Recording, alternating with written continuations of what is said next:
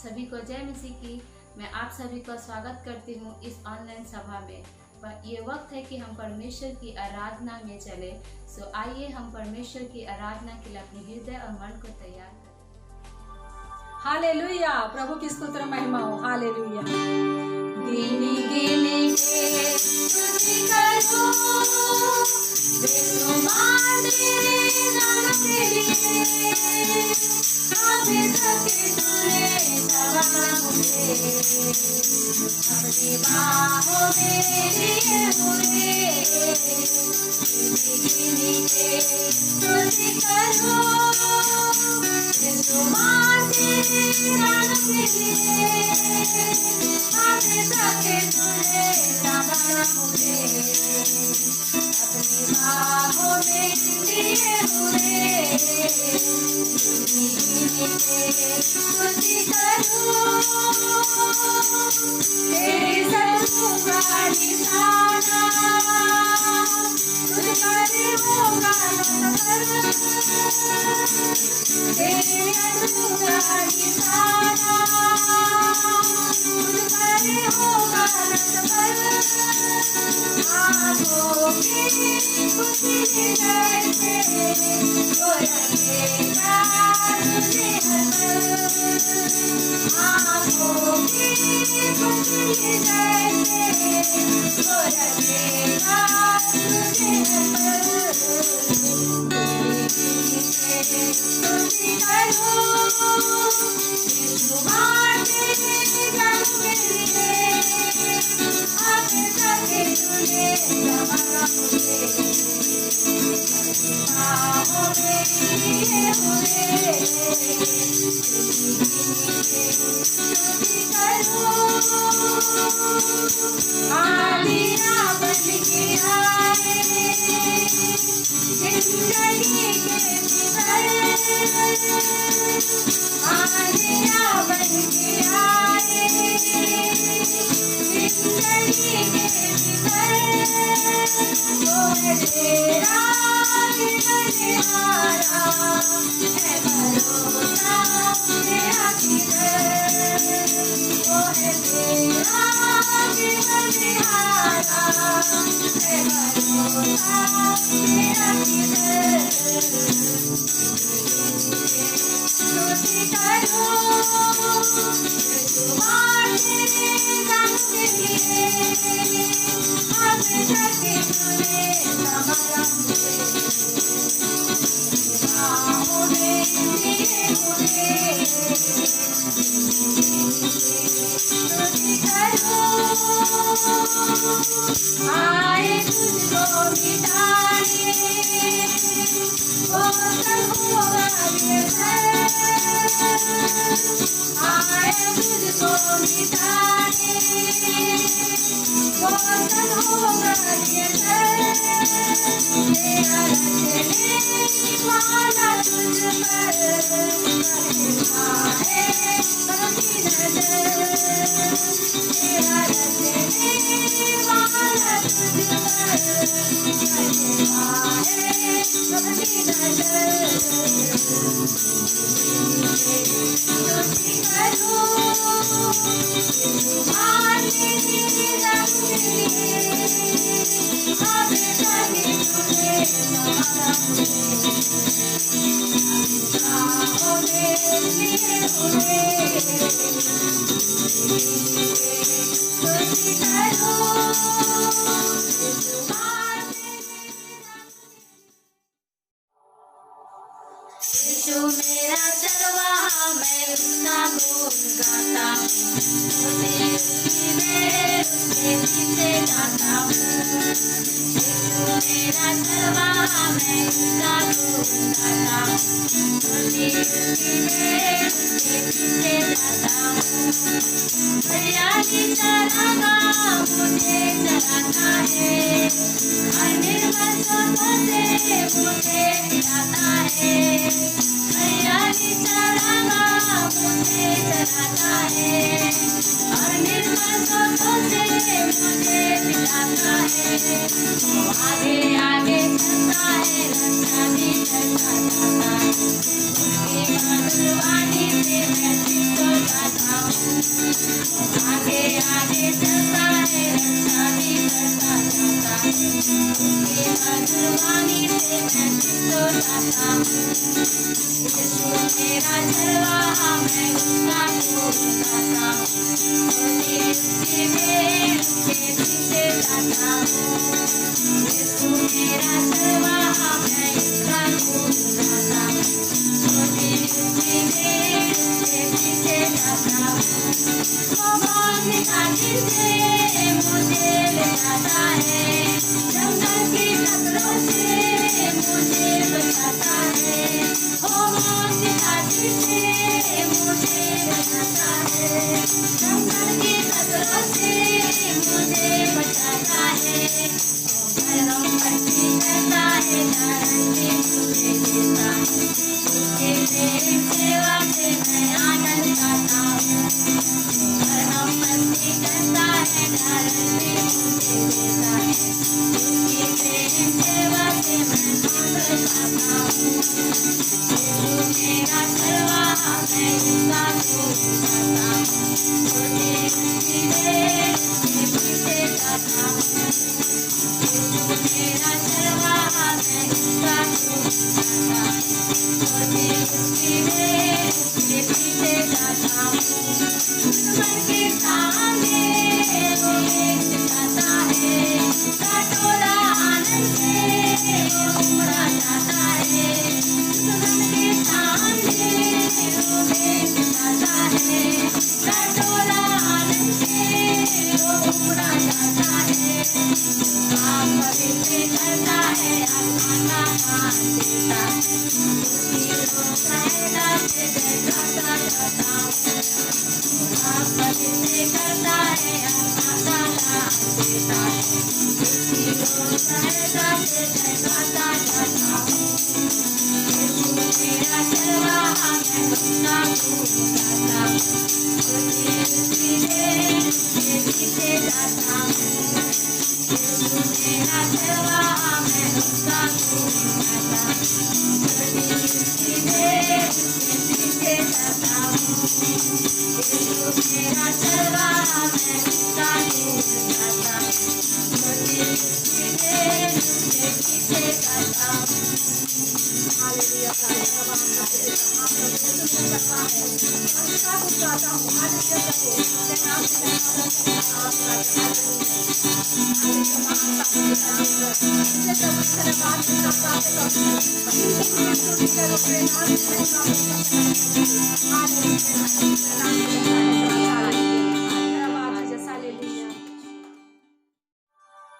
Hallelujah. Praise the Lord. प्रभु की स्तुति और महिमा हो। हालेलुया। करते हैं तेरी हम स्तुति, तेरे की गहराइयों से। करते हैं तेरी हम स्तुति, तेरे की गहराइयों से। यीशु तू ही है, तू ही है हमारा प्रभु। यीशु तू ही है, तू ही है हमारा प्रभु। महिमा हो तेरी,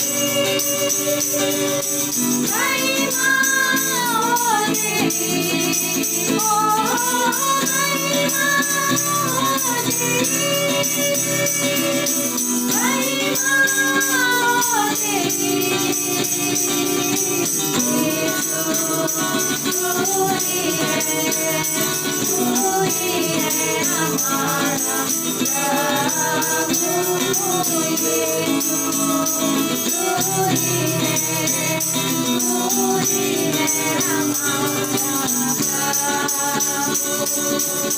आत्मा सच्चाइयों से तेरी आराधना करेंगे। आत्मा सच्चाइयों से तेरी आराधना करेंगे। ऊंचा और ऊंचा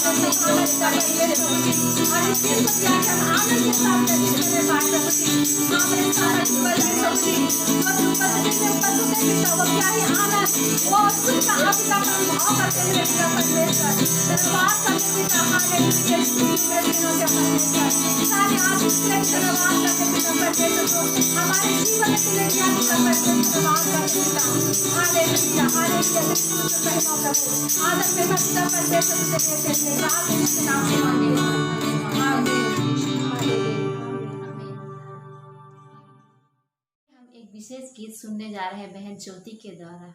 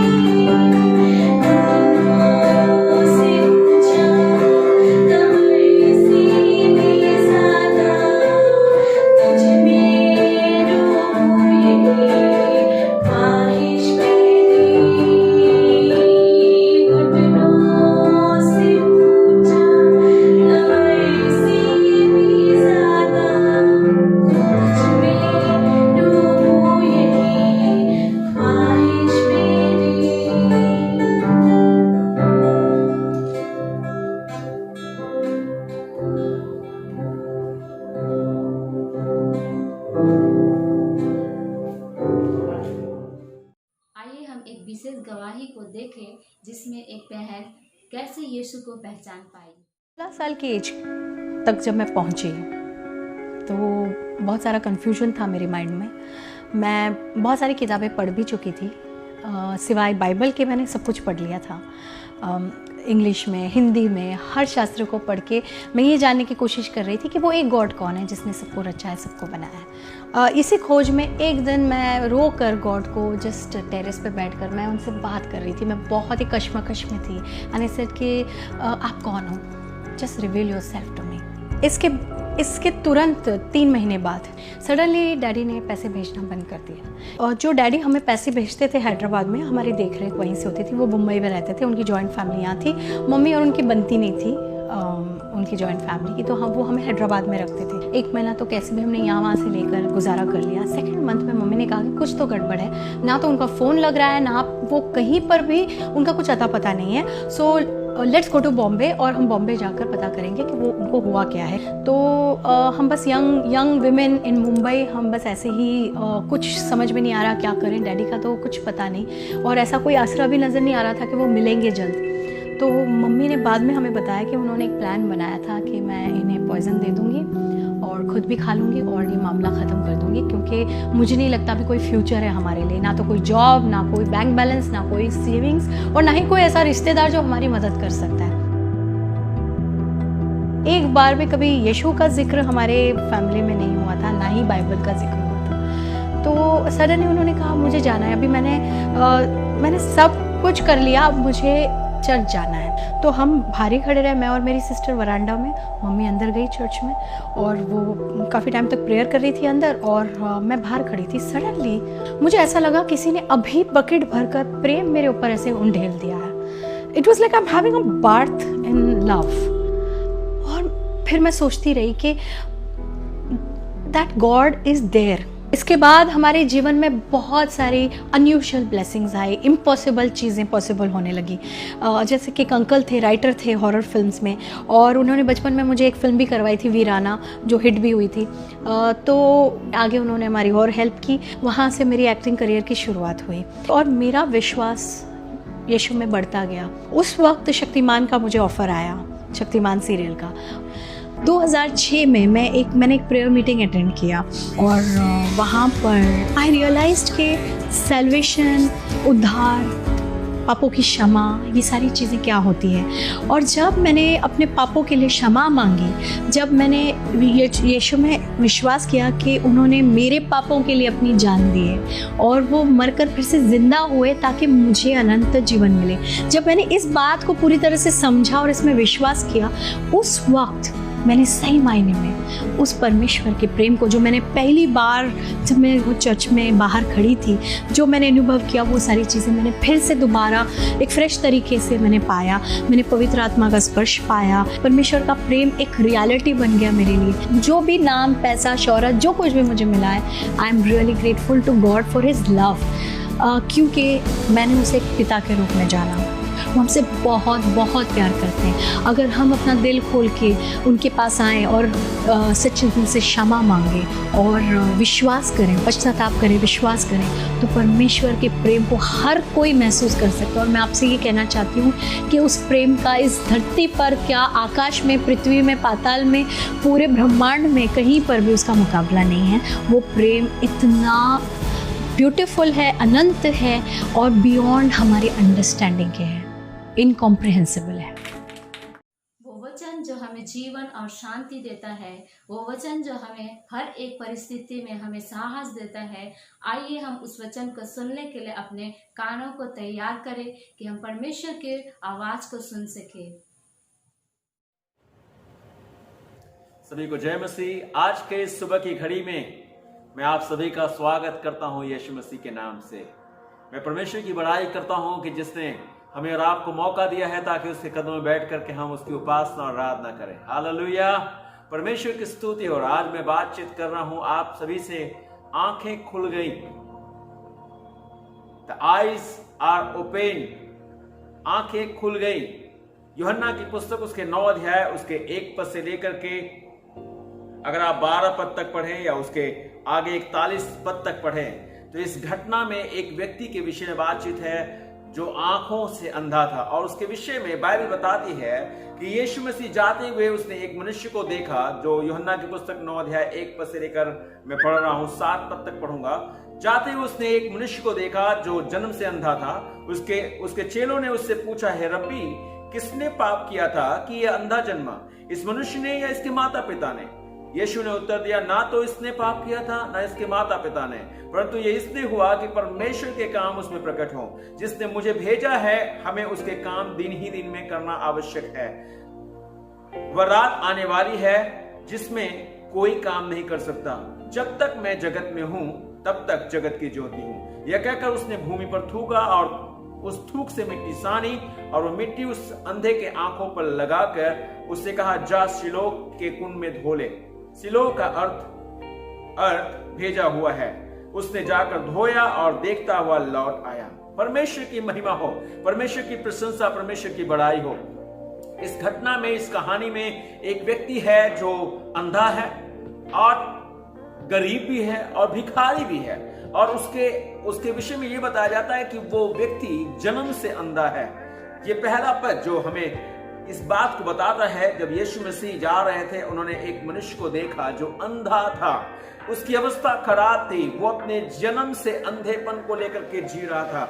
अगर मेरे प्रिय कोई ऐसा व्यक्ति हो जो अपने जीवन में उजियाले को देखा हुआ हो और वो जानेगा कि अंधियारे का मतलब क्या होता है, लेकिन इस व्यक्ति के विषय में आप थोड़ा सोचिए तो सही, उस व्यक्ति के लिए कितना दर्दनाक होगा ये विषय कि वो अंधेरे में बैठ करके भोजन किया करता होगा। वो अंधा था, उसके पास रोशनी क्या होती है तथा उसका आनंद क्या होता है इसका पता भी नहीं था। उसने कभी आकार, आकृति या रंग कभी भी नहीं देखा होगा। आइए हम परमेश्वर को धन्यवाद दें कि हमारे साथ ऐसा नहीं है। परमेश्वर की बड़ाई हो कि हम और आप आंख वाले हैं, हमारी आंखें खुली हुई हैं, हम देख सकते हैं, क्योंकि हमारे आंख के विषय में परमेश्वर का वचन हमें बताता है, आंख हमारे शरीर का एक अभिन्न अंग है। हालेलुया, परमेश्वर की महिमा हो, परमेश्वर की बड़ाई हो। और इसीलिए मत्ती रचित सुसमाचार उसके 6 अध्याय 22 और 23 पद को मैं आपके लिए पढ़ूंगा। मत्ती रचित सुसमाचार 6 अध्याय 22 और 23 पद। शरीर का दिया आंख है, इसलिए तेरी आंख निर्मल हो और तेरा सारा शरीर भी उज्जवल होगा। परंतु यदि तेरी आंख बुरी हो तो तेरा सारा शरीर भी अंधियारा होगा। इस कारण वह उजियारा जो तुझ में है यदि अंधियारा हो तो वह अंधियारा कैसा बड़ा होगा। कैसी अनोखी बात है, हमारे पास परमेश्वर ने आंख दिया है। आमीन। परमेश्वर की बड़ाई, हमारी आंखों से हम सब कुछ देख सकते हैं। हमें और आपको टटोलने की आवश्यकता नहीं पड़ती, हमें और आपको झेपने की आवश्यकता नहीं पड़ती, हमें और आपको किसी और का सहारा लेके चलने की आवश्यकता नहीं पड़ता। परमेश्वर की बड़ाई हो, परमेश्वर की महिमा हो। ओ धन्यवाद उस परमेश्वर का। इसकी बनावट बड़ी अद्भुत है और बड़ी सुंदर बनावट है। यीशु ने, प्रभु यीशु मसीह ने इस अंधे को दृष्टिदान प्रदान किया था। इस व्यक्ति की आंखें खराब थी, इसकी आंखें अंधी हो गई थी और यीशु मसीह ने इसे आंखें प्रदान की थी। लेकिन बाइबल के अनुसार अगर हम देखने की कोशिश करें तो यीशु मसीह ने जितने अंधों को आंखें प्रदान की थी या जितने अंधों को चंगा किया था, वे जन्म से अंधे नहीं थे, वे किसी न किसी बीमारी के चलते अंधे थे। लेकिन ये व्यक्ति जो था वो यीशु मसीह के पास था और जिसको यीशु मसीह ने चंगा किया था वो जन्म से अंधा था। यीशु मसीह ने जो ये काम किया था वो क्या दर्शाता है जानते हैं? ये उसके सामर्थ्य को दर्शाता है। नंबर 1, पहली बात जो ये दर्शाता है वो बताता है कि परमेश्वर सामर्थ्य है जो हमारी खराब स्थिति में भी हमारी सहायता करता है। जहां कोई हमारे लिए कुछ नहीं कर सकता वहां हमारा परमेश्वर हमारे लिए सब कुछ कर सकता है। हालेलुया, आमीन। परमेश्वर की प्रशंसा। नंबर 2 कि वह अपने अनुग्रह की विशेषता पापियों के प्राण की रक्षा के लिए दर्शाता है और उन्हें उनके स्वभाव से जो अंधे हैं उनको दृष्टि प्रदान करता है। हालेलुया, परमेश्वर की बड़ाई हो। दो बातें ये आश्चर्यक्रम दर्शाता है। यीशु मसीह की दया उस व्यक्ति के प्रति बड़ी उत्तम थी। वो उसको देखा, उसने उसकी दशा को देखा, उसकी तरफ तरस से देखा। जब परमेश्वर छुटकारे का काम करने पर था तो वह दुखियों को देखता है। ठीक वैसे ही मसीह ने भी उस गरीब व्यक्ति को देखा। दूसरों ने उस गरीब को देखा परंतु यीशु की तरह नहीं देखा। ध्यान से सुने, दूसरों ने उस अंधे व्यक्ति को देखा लेकिन यीशु की तरह से नहीं देखा। इस अंधे व्यक्ति ने यीशु को नहीं देखा लेकिन यीशु ने इस अंधे व्यक्ति को देखा। हालेलुया, कितना अनोखा परमेश्वर हमारे पास है। इस अंधे व्यक्ति ने कभी यीशु को नहीं देखा था लेकिन यीशु मसीह ने उस व्यक्ति को, उसकी प्रार्थना को, उसकी चाहत को देखा। हालेलुया, परमेश्वर की महिमा हो, परमेश्वर की बड़ाई हो। इसीलिए यशायाह की पुस्तक 65 अध्याय उसका 1 पद यशायाह की पुस्तक 65 अध्याय उसका 1 पद हमें कहता है, जो मुझको पूछते भी ना थे वे मेरे खोजी हैं, जो मुझे ढूंढते भी ना थे उन्होंने मुझे पा लिया, और जो जाति मेरी कहलाई नहीं थी उससे भी मैं कहता हूं देख मैं उपस्थित हूं। हालेलुया, परमेश्वर की स्तुति हो। मसीह उन्हें भी मिला जो उसे ढूंढते नहीं थे। हालेलुया, परमेश्वर की महिमा हो, परमेश्वर की बड़ाई हो। और यही तो बात यीशु मसीह जब जा रहे थे उन्होंने देखा एक अंधे व्यक्ति को। दूसरा पद 9 अध्याय उसका 2 पद, यूहन्ना की पुस्तक 9 अध्याय 2 पद कहता है, उसके चेलों ने उससे पूछा, हे रब्बी, किसने पाप किया था कि यह अंधा जन्मा, इस मनुष्य ने या इसके माता पिता ने? चेलों ने एक ऐसा सवाल किया जो बहुत पुराना सवाल था। जिस सवाल को उन्होंने उठाया था वह यह दर्शाता है कि यह मनुष्य जरूर कोई कुकर्म किया है या कोई पाप किया है, इसने कोई भद्दा काम किया है जिसके चलते ये पापी है। बहुत सारे लोगों के मन में ऐसी ही बातें रहती हैं। बहुत सारे लोग इस प्रकार की सवाल करते हुए आते हैं और लोग कहते भी हैं कि इस व्यक्ति के इस पाप के चलते ही ये विपत्ति इसके ऊपर आई है। मैं पूछता हूं, अय्यूब ने कौन सा पाप किया था जिसके चलते उसके ऊपर दुख आया था? मेरे प्रिय, यहां पाप और दुख के विषय और बीच में अगर अंतर बताना हो तो बड़ा कठिन बात है। अगर किसी को अगर हम पूछ दें कि पाप और विपत्ति या दुख के विषय में कोई अंतर बताना हो, आप बता दीजिए, तो उनके लिए कठिनाई का विषय है। फिर भी कुछ बातें हम आपको बताएंगे। सभी दुख जो परमेश्वर संसार में हैं वे पाप के परिणाम स्वरूप ही हैं। जितने दुख हम इस संसार में देखते हैं वे सारे के विषय में कहा जाता है कि सभी दुख जो संसार में हैं वे पाप के परिणाम स्वरूप हैं। उत्पत्ति की पुस्तक उसका 3 अध्याय उसका 16 से 19 पद अगर आप पढ़ें, उत्पत्ति की पुस्तक 3 अध्याय उसका 16 से 19 पद बोलता है, फिर स्त्री ने उससे कहा, मैं तेरी पीड़ा और तेरे गर्भवती होने के दुख को बहुत बढ़ाऊंगा।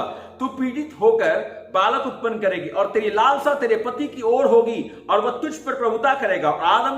और आदम से उसने कहा, तूने जो अपनी पत्नी की बात सुनी और जिस वृक्ष के फल के विषय में मैंने तुझे आज्ञा दी थी तू उसे ना खाना, उसको तूने खाया, इसलिए भूमि तेरे कारण शापित है। तू उसकी उपज जीवन भर दुख के साथ खाया करेगा। वह तेरे लिए कांटे और उठकटारे उगाएगी और तू खेत की उपज खाएगा और अपने माथे के पसीने की रोटी खाया करेगा और अंत में मिट्टी में मिल जाएगा, क्योंकि तू उसी में से निकाला गया है। तू मिट्टी तो है और मिट्टी ही में फिर मिल जाएगा। सोचिए तो सही, परमेश्वर का वचन कहता है कि सभी दुख जो संसार में हुए पाप के परिणाम के स्वरूप हैं। जिन दुखों का सामना ये संसार और संसार के लोग कर रहे हैं पाप के परिणाम के स्वरूप कर रहे हैं। नंबर 2, कभी कभी पाप और दुख में व्यक्तिगत और सीधा संपर्क होता है। पाप और दुख के विषय में बाइबल बताती है कि इसके बीच में व्यक्तिगत कोई संपर्क है। यूहन्ना की पुस्तक 5 अध्याय उसका 14 से लेकर 15 पद, यूहन्ना की पुस्तक 5 अध्याय उसका 14 से 15 पद कहता है, इन बातों के बाद वो यीशु को मंदिर में मिला। यीशु ने उससे कहा, देख तू चंगा हो गया है, फिर से पाप मत करना, ऐसा ना हो कि इससे कोई भारी विपत्ति तुझ पर आ पड़े। हालेलुया, परमेश्वर की स्तुति हो। हे मेरे प्रियो, इसका सीधा साधा संपर्क है। उसके आगे यह गंभीर गलती थी यह कहना कि सभी समय या यदा कदा इनका संपर्क होता है। अय्यूब के सांत्वना देने वाले लोग जो अय्यूब के पास आए थे या यहूदी जो यीशु के दिनों में थे वे भी ऐसी ही गलती कर रहे थे। वे बार बार कह रहे थे कि किसी पाप के चलते इस प्रकार की बात हुई है। लेकिन सभी दुख परमेश्वर की शक्ति को प्रमाणित करने के लिए मौका देते हैं। जितने भी दुख हैं उनमें परमेश्वर की सामर्थ्य का प्रकटीकरण होता है। यह सब हम चंगाई में, दूसरों की तरस की सेवा करने में या शक्ति और स्थिरता प्रदान करने में उनके लिए दिखाता है जो प्रभु को खोजते हैं। परमेश्वर उनके लिए काम करता है जो परमेश्वर को खोजने वाले लोग हैं। ये सारी बातें इसलिए नहीं है ताकि परमेश्वर की निंदा हो, ये सारी बातें इसलिए हैं ताकि परमेश्वर को महिमा मिले। 4 और 5 पद देखें, यूहन्ना की पुस्तक 9 अध्याय उसके 4 और 5 पद को देखने की कोशिश करें। जिसने मुझे भेजा है हमें उसके काम दिन ही दिन में करना आवश्यक है। वह रात आने वाली है जिसमें कोई काम नहीं कर सकता। जब तक मैं जगत में हूं तब तक जगत की ज्योति। किसी भी तरीके से कोई भी विश्वासी आलसी व स्वार्थीपूर्ण जीवन नहीं जीने वाला हो। इस संसार में जब हम और आप रहते हैं मेरे प्रिय, परमेश्वर ने हमें काम करने के लिए रखा है। यह मौका सिर्फ हमारे ही पास है। समय कम है और हमारे पास सिर्फ एक ही जीवन है और इसकी गति खतरे की घंटी पर है, क्योंकि परमेश्वर का वचन कहता है कि वक्त बड़ा संगीन है। इसलिए समय को बहुमूल्य समझो, क्योंकि दिन क्या है? बुरे हैं। इन बुरे दिनों में हमें समय को बड़ी समझदारी से समझने की आवश्यकता है। जिस समय में हम जी रहे हैं, इस समय में हमें समझदार हो जाने की आवश्यकता है। परमेश्वर ने मनुष्य को दिन दिया ताकि वह दिन में काम करे और रात में विश्राम करे, क्योंकि दिन बीतता जाता है और काम करना भी समाप्त होता जाता है। समय को ध्यान में रखें, क्योंकि समय बीतता जाता है। अगले समय का इंतजार ना करें, क्योंकि समय तो जो चला जाता है वह वापस नहीं आता। हमारे पास जो समय है वो बड़ा कीमती है। जो मौका हमें मिला हुआ है मेरे भाई बहन, वो हमारे लिए बहुत ही मूल्यवान है। इस मूल्यवान मौके को हम अपने हाथ से जाने ना दें। 5वें पद में यीशु मसीह ने कहा था, जब तक मैं जगत में हूं तब तक जगत की ज्योति हूं। इसका मतलब यह नहीं कि उसका जीवन और काम सीमित है। यीशु मसीह ऐसा नहीं कह रहे कि जब तक मैं हूं जगत में तब तक ही मैं ज्योति का काम करूंगा या मेरी सामर्थ कम हो गई है। मेरे प्रिय, ये हमारे लिए कमी का विषय है कि हम और आप इस समय के रहते अगर उसको नहीं पकड़ते हैं तो ये हमारे लिए सीमितता का विषय बन जाएगा। हमें यही रहते हुए यीशु को प्रभु और उद्धारकर्ता स्वीकारने का मौका है। यदि हम इस मौके पर चूक गए तो यह हमारे लिए वापस फिर नहीं आएगा। जरूरत है ऐसे समय में ही, इसी समय में ही हमें और आपको यीशु को अपने जीवन का स्वामी और प्रभु स्वीकार लेना है। परमेश्वर हमसे कहता है अभी समय है, वो समय अभी है। यहां ऐसा नहीं है कि यीशु की शक्ति कम पड़ गई है या उसकी ज्योति धीमी हो गई है। यहां वो कह रहा है कि यदि हमने आज निश्चय नहीं किया तो बाद में हमारे लिए इसे करना मुश्किल हो जाएगा। काम अभी करना होगा, निर्णय अभी लेना होगा, जब तक दिन है तभी तक, क्योंकि रात आने वाली है। रात के विषय में अगर मैं बातचीत करूं मेरे प्रिय, रात भयावह होती है। रात में कुछ नहीं सूझता, कुछ नहीं किया जा सकता, क्योंकि रात अंधकारमय है। रात पाप का रूपक है, रात विनाश का कारण है। मेरे प्रिय, हमें सावधान होने की आवश्यकता है। जिस संसार में हम रह रहे हैं ये अंधकार से भरा हुआ है। हमें और आपको ऐसे समय में ही उस परमेश्वर के सम्मुख आ जाने की आवश्यकता है। परमेश्वर के पुत्र यीशु मसीह का यह वचन उस समय अपने चेलों के सामने इस प्रकार से था कि ऐसे समय में ही मनुष्य अपने परमेश्वर के साथ अपने आप के रास्ते को जोड़ ले। 6 और 7 पद को अगर हम देखें, यूहन्ना की पुस्तक 9 अध्याय 6 और 7 पद को, यह कहकर उसने भूमि पर थूका और उस थूक से मिट्टी सानी और वो मिट्टी उस अंधे की आंखों पर लगाकर उसे कहा, जा शिलो के कुंड में धो ले। शिलो का अर्थ भेजा हुआ। उसने जाकर धोया और देखता हुआ लौट आया। आमीन, परमेश्वर की स्तुति हो। हम इस कहानी को देखते हैं तो हमें पता चलता है कि मनुष्य के शारीरिक चंगाई और आत्मिक ज्ञान की प्राप्ति दोनों का अनुभव समान है। पर प्रभु हमारी समझ के बाहर काम करने वाला परमेश्वर है। वो हमारे अजूबी तरीकों का इस्तेमाल करता है जिन्हें हम समझ नहीं सकते। और कुछ लोगों के लिए यह भी मुश्किल है कि वे भी नहीं समझ सकते, क्योंकि उनके जीवन में भी कुछ ऐसे परिवर्तन की बातें आ गई हैं जिससे उनको पहचानना मुश्किल है, जिसके विषय में 8 और 9 पद बोलता है। 9 अध्याय उसके 8 और 9 पद में प्रभु का वचन कहता है, तब पड़ोसी और जिन्होंने पहले उसे भीख मांगते देखा था कहने लगे, क्या यह वही नहीं जो बैठकर भीख मांग करता था? कुछ लोगों ने कहा यह वही है, दूसरों ने कहा नहीं परंतु उसके समान। उसने कहा मैं वही। पहचान की कमी हो गई है। उन लोगों के जीवन में ऐसी बात आ गई है कि वे लोग उस व्यक्ति को जो चंगा हो गया है उससे भी पहचान नहीं पा रहे हैं। अगर इंसान के जीवन में कुछ बातें ठीक हो जाती हैं तो लोगों को पसंद नहीं आता। लोगों के जीवन में परमेश्वर का कार्य हो जाता है तो लोग उसके विरुद्ध में बहुत सारी बातें करने लगते हैं। मैं कहता हूं ये अंधापन उस अंधेपन से बड़ा है कि वो व्यक्ति जन्म से अंधा था। हम अपने सोच से, अपने स्वभाव से, अपने विचार से, अपने हर बात से अंधे हैं। जो नशे की असहाय जिंदगी जी रहे थे लेकिन उनका जीवन परमेश्वर की दया से छूट गया। वे एक विश्वास पात्र बन गए। बिगड़े इंसान थे, वे सज्जन बन गए। उनमें कोई बुरी बात नहीं रह गई, उनमें अंतर आ गया, लेकिन अभी भी लोग उनको, उनके जैसा परिवर्तन को देख करके उन्हें पसंद नहीं करते। पहला तिमोथी उसका 1 अध्याय उसका 13 पद, पहला तिमोथी 1 अध्याय उसका 13 पद में कहता है, मैं तो पहले निंदा करने वाला और सताने वाला, अंधेर करने वाला था, तो भी मुझ पर दया हुई, क्योंकि मैंने अविश्वास की दशा में बिन समझे बूझे ये काम किए थे। आज भी परमेश्वर कितना दयालु है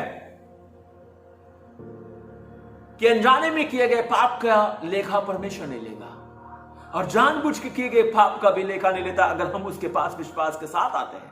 हालेलुया, परमेश्वर की महिमा हो, परमेश्वर की प्रशंसा हो, परमेश्वर की बड़ाई हो। लेकिन 10 और 12 पद ये बताता है, मेरे प्रिय यूहन्ना की पुस्तक 9 अध्याय उसका 10 पद और 12 पद ये बताता है, थोड़ा सा ध्यान से सुने। उसमें लिखा हुआ, तब वे उससे पूछने लगे, तेरी आंख कैसे खुल गई। कैसा अनोखा विषय, जिस संसार में हम रहते हैं, लोगों के साथ अगर आश्चर्यक्रम हो जाता है, लोगों के जीवन में परिवर्तन आ जाता है, लोगों का पाप में जीवन छूट जाता है, शराब पीने का लत छूट जाता है, उनके परिवार में आश्चर्यचकित करने वाली बातें हो जाती हैं, उनके बाल बच्चे सुधर जाते हैं, तो लोग पूछते हैं ये कैसे हो गया।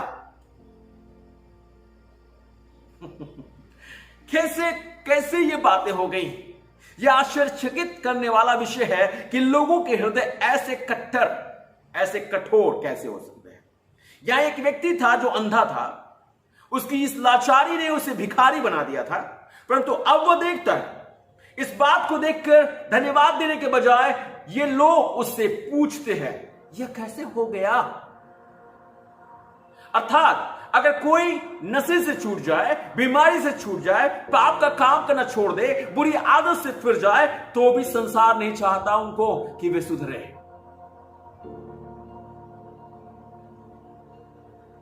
हमें भी चौकस रहने की आवश्यकता है, क्योंकि हम में से बहुतेरे ऐसे हैं जो इन बातों में जूझते रहते हैं। यह आश्चर्यक्रम हमारे लिए अभी भी दीनता का उदाहरण है कि हम मसीहियों में भी आत्मसंयम होने की आवश्यकता है। यीशु ने आश्चर्यक्रम हमें संदेह से हटाकर 3 बातों की ओर अग्रसित किया है। जो आश्चर्यक्रम यीशु मसीह ने किया वह हमसे 3 बातें कहता है। पहली बात यह बताता है कि यीशु ही मसीह और परमेश्वर का पुत्र है। आमीन। कौन है वो? यीशु ही कौन है? मसीह है और परमेश्वर का पुत्र है। दूसरी बात यह दर्शाता है कि यह दया का उदाहरण है। परमेश्वर ने दया किया और वह हमसे भी चाहता है कि हम भी लोगों को जो अभी भी आत्मिक और भौतिक जरूरत में पड़े हुए हैं, हम उनके साथ वही कार्य करें जैसा यीशु ने उस व्यक्ति के साथ किया। नंबर 3, यह आत्मिक सत्य को दर्शाता है। बाइबल बताती है कि हम सारे आत्मिक तौर से अंधे जन्मे थे। परमेश्वर का वचन हमें बताता है कि हम सभी लोग आत्मिक तौर से अंधे जन्मे हुए हैं। इफिसियों की पुस्तक उसका 4 अध्याय, इफिसियों की पुस्तक उसका 4 अध्याय उसके 18 पद को अगर हम देखें, परमेश्वर का वचन यहां पर कहता है, क्योंकि उनकी बुद्धि अंधेर हो गई है और उस अज्ञानता के कारण जो उनमें है और उनके मन की कठोरता के कारण वे परमेश्वर के जीवन से अलग किए हुए हैं। क्या है? हम अंधे हैं, आत्मिक तौर से हम अंधे जन्मे, जो हमारे आत्मिक मृत्यु का भाग है। दूसरा अध्याय इफिसियों की पुस्तक उसका 1 पद, दूसरा अध्याय इफिसियों की पुस्तक उसका 1 पद कहता है, उसने तुम्हें भी जिलाया जो अपने अपराधों और पापों के कारण मरे हुए थे। पहले हमारी दशा ऐसी थी कि हम पाप और अपराधों में मरे हुए थे, जो आदम के वंशजों पर आया। लेकिन हम यहां खुद के लिए कुछ नहीं कर सकते, सिर्फ यीशु ही हमारे लिए सब कुछ कर सकता है। जो ठीक इस अंधे व्यक्ति के साथ हुआ था, जिस यीशु ने उस अंधे व्यक्ति के साथ किया था, वो हमारे और आपके साथ ठीक वही करेगा। जिसने यीशु के विषय में ये कहा था, जानते हैं, जब 11 पद को आप पढ़ेंगे, यूहन्ना की पुस्तक 9 अध्याय उसके 11 पद को आप पढ़ने की कोशिश करें, उसमें उस व्यक्ति ने सिर्फ यीशु के विषय यही कहा था। 11 पद में उसने उत्तर दिया, यीशु नामक एक व्यक्ति ने मिट्टी सानी और मेरी आंखों पर लगाकर मुझसे कहा, सिलोह में जाकर धो ले। अतः मैं गया, धोया और देखने लगा। उस व्यक्ति की पहचान यीशु मसीह के विषय में सिर्फ इतनी थी कि वो सिर्फ उसके नाम को जानता था, क्योंकि उसने हिस्ट्री में पढ़ा था, उसे किसी व्यक्ति ने बताया था। शायद हो सकता है कि उसने किसी किताब में यीशु के विषय पढ़ा हो, लेकिन जब तक एक व्यक्ति यीशु को व्यक्तिगत तौर से नहीं जानता, तब तक उसे यह नहीं पता होता कि यीशु है कौन। क्योंकि जानने वाले बहुत सारे लोगों को जानते हैं, और यह व्यक्ति जिसको चंगाई मिल गई थी, वो व्यक्ति यीशु मसीह के विषय में क्या कहता है? वो कहता है, मैं उसे इतना ही जानता हूं कि उसका नाम क्या है? यीशु है। मैं नहीं जानता कि आप यीशु को कितना जानते हैं। मैं नहीं जानता हूं कि यीशु को आप सिर्फ नाम से जानते हैं या उसको व्यक्तिगत तौर से जानते हैं। कितना आपने उसे जाना है? किसी किताब में पढ़ा था, किसी व्यक्ति के कहने पर जाना आपने, या इतिहास में पढ़ा था? आज इस संसार को उसे व्यक्तिगत तौर से जानना अब अनिवार्य है। दूसरी बात वो उसके विषय में कहता है, यीशु के विषय में कहता है, जो उसने समझा था। 17 पद में, 9 अध्याय उसका 17 पद बताता है, उन्होंने उस अंधे से फिर कहा, उसने तेरी आंखें खोली हैं। तो उसके विषय में क्या कहता है? उसने कहा वह भविष्यद्वक्ता है। क्योंकि यहूदी लोगों के दिमाग में यही बात थी कि यीशु मसीह एक भविष्यद्वक्ता है। लोग उसे झूठा भविष्यद्वक्ता भी कहें, क्योंकि उस पुराने नियम के लोगों की तरह वो सोच रखने वाला व्यक्ति था। उसने आगे और कुछ नहीं सोचा यीशु के विषय में कि वो कौन है। लोग इस संसार में बहुत सारे लोग हैं जो कहते हैं यीशु एक बहुत अच्छा इंसान है, लेकिन उसके सत्य को अभी तक नहीं पहचान पाए। जैसा इस व्यक्ति ने अपने जीवन से परिचय दिया था उस समय। लेकिन उसके बाद 33 पद को अगर हम पढ़े, तीसरी बात जो दिखाई देती है, उस व्यक्ति ने तीसरी बात यीशु मसीह के विषय में कहा था, यदि वह व्यक्ति परमेश्वर की ओर से ना होता तो कुछ भी नहीं कर सकता। वो क्या कहता है? यीशु मसीह के विषय में कहता है कि वो व्यक्ति यीशु मसीह की ओर से है, उसका परमेश्वर के साथ संबंध है। ये व्यक्ति यीशु मसीह के विषय में इतना जानता है, लेकिन फिर भी दुखी है। हम और आप अपने जीवन में यीशु मसीह के विषय में जानते हैं कि वो परमेश्वर की ओर से है, लेकिन फिर भी दुखी है। कारण क्या है? क्योंकि हम और आप अभी तक उसे जैसा जानना चाहिए वैसा नहीं जानते हैं। अगर आप अभी भी दुख में हैं, अगर आप अभी भी कष्ट में हैं, अगर आप अभी भी पीड़ा में हैं, अगर आप अभी भी अपने जीवन में ऐसी बातों में उलझे हुए हैं, मेरे प्रिय, अभी तक हमने और आपने यीशु की सच्चाई को पूरी तरह से नहीं जाना है। आज मैं कह रहा हूं, आज भी आपसे कह रहा हूं, समझ लीजिए, सोच लीजिए, विचार कर लीजिए, आपको और मुझे कैसे यीशु को जानना है। आखिरी बात वो यीशु मसीह के विषय में क्या कहते जानते हैं? 38वां पद देखिए। 38 पद में, 9 अध्याय 38 पद, यूहन्ना की पुस्तक 9 के 38 पद में कहता है, उसने कहा, हे प्रभु मैं विश्वास करता हूं, और उसे दंडवत किया। आखिरी बार में